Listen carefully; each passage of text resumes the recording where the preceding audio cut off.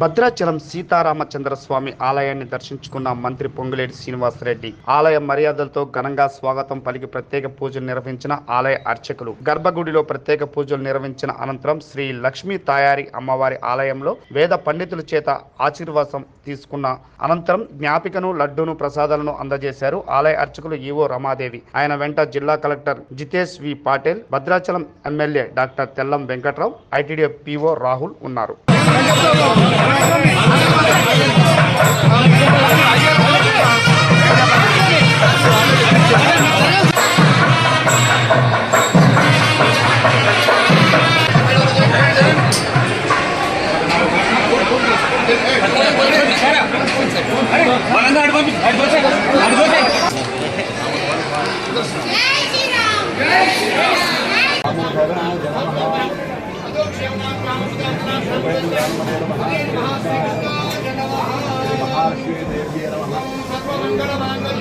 सर्वान् शताधिके शरण्ये